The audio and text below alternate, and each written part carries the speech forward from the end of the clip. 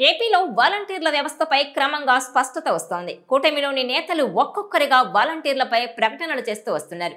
ఇటీవల deputy CM Pawan Kalyan కూడా ఏపీలో అసలు వాలంటీర్ వ్యవస్థ మనుగడలో ఉన్నట్టు ఒక్క జీవో కూడా లేదంటూ సంచలన వ్యాఖ్యలు చేశారు. లేని వాలంటీర్లను ఎలా కొనసాగించాలని ప్రశ్నించారు ఆయన. ఇక మండలిలోనూ ఇలాంటి ప్రకటనే చేశారు మంత్రి బాల వీరాంజనేయ స్వామి. ఇక లేటెస్ట్ గా సచివాలయాల శాఖకు సంబంధించిన యాప్ నుంచి వాలంటీర్ల హాజరు ఆప్షన్ను తొలగించారు. దీంతో వాలంటీర్ల విషయంలో ప్రభుత్వం ఇస్తున్న సంకేతాలు వారిని గందరగోళంలో పడేస్తున్నాయి. ఇప్పటి వరకు గ్రామ వార్డు సచివాలయాల యాప్ నుంచి వాలంటీర్ల హాజరు ఆప్షన్ కొనసాగింది. వాలంటీర్లు ప్రతిరోజు గ్రామ వార్డు సచివాలయాల్లో వారికి కేటాయించిన యాప్లో హాజరు వేసుకుంటారు.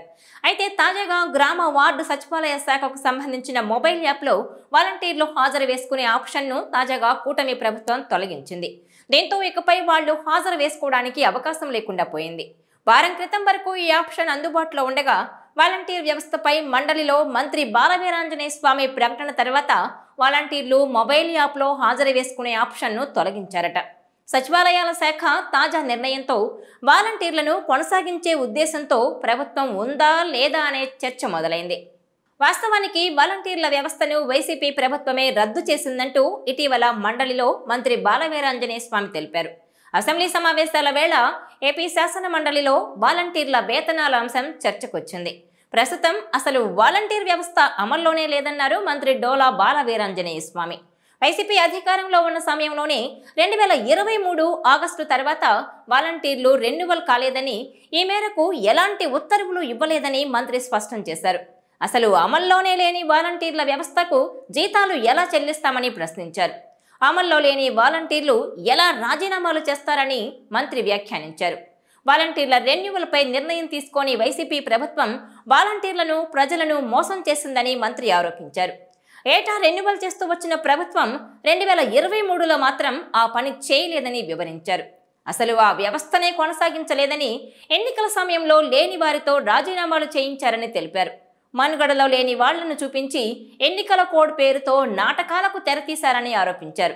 రెన్యువల్ చేసి వేతనాల పెంపును అమలు చేయడానికి తాము ప్రయత్నిస్తే అసలు విషయం వెలుగులోకి వచ్చిందని, ఇప్పుడు సాంకేతిక కారణాలతో వారిని కొనసాగించలేని పరిస్థితి ఏర్పడిందన్నారు. వాలంటీర్లు ఉద్యోగాల్లో లేకపోయినప్పటికీ మే నెల వరకు ప్రభుత్వం ఖజానా నుంచి జీతాలిచ్చారని పేర్కొన్నారు. వాలంటీర్లకు ఇచ్చిన హామీలు అమలు చేయడానికి తాము ప్రయత్నించామని, కానీ లేని ఉద్యోగులకు వేతనాలు ఎలా చెల్లించాలి, వాళ్ళు విధుల్లో ఉంటే కొనసాగించే వాళ్లమంటూ మంత్రి డోలా బాల వీరాంజనేయ స్వామి అన్నారు. ఇక అంతకుముందు డిప్యూటీ సీఎం పవన్ కళ్యాణ్ సైతం వాలంటీర్ల వ్యవస్థపై కీలక వ్యాఖ్యలు చేశారు.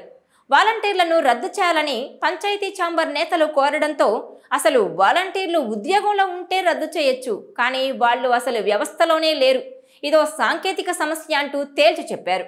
వాలంటీర్లకు మేలు చేయాలనే ఆలోచనతోనే కూటమి ప్రభుత్వం ఉందని, వారిని కొనసాగిద్దామని చూసినా వారికి సంబంధించి ఏ ఒక్క జీవో కూడా ప్రభుత్వ రికార్డుల్లో లేదని తెలిపారు పవన్ కళ్యాణ్. దీంతో వాలంటీర్లపై కూటమి ప్రభుత్వం వైఖరి స్పష్టంగా తేలిపోయినట్టయింది. అయితే ఈ వాలంటీర్లపై గతంలో ఎన్నో ఆరోపణలు వచ్చాయి. వైసీపీ కార్యకర్తలుగా పనిచేస్తున్నారంటూ విమర్శలు గుప్పించారు టీడీపీ శ్రేణులు. అయితే ఎన్నికలకు ముందు మాత్రం వాలంటీర్ల వేతనాన్ని 5,000 నుంచి 10,000కు పెంచుతామని హామీ ఇచ్చారు కూటమి నేతలు. ఇక అధికారంలోకి వచ్చాక వారి స్కిల్స్ను బట్టి తగిన శిక్షణ ఇచ్చి ఉద్యోగాలు కల్పిస్తామని చెబుతూ వచ్చారు. కానీ రాష్ట్రం ఇప్పుడున్న పరిస్థితుల్లో వాలంటీర్లను కొనసాగిస్తే ఎన్నికల్లో ఇచ్చిన హామీ ప్రకారం వేతనాలు పెంచితే ఖజానాపై అదనపు భారం పడుతుంది. అందుకే వాలంటీర్లపై ఏం చేయాలో అర్థం కాక ఎటు తేల్చుకోలేకపోతోంది కూటమి ప్రభుత్వం. అయితే ఇటీవల డిప్యూటీ సీఎం పవన్ కళ్యాణ్ మండలిలో మంత్రి బాల వీరాంజనేయ స్వామి ప్రకటన తర్వాత వాలంటీర్లపై కూటమి ప్రభుత్వం వైఖరేంటో స్పష్టమైంది. దీనికి తోడు లేటెస్ట్ గా సచివాలయాల శాఖ వాలంటీర్ల హాజరు ఆప్షన్ను తొలగించడంతో ఇక వాలంటీర్లను కొనసాగించే ఉద్దేశంతో ప్రభుత్వం ఉందా లేదా అనే చర్చ మొదలైపోయింది.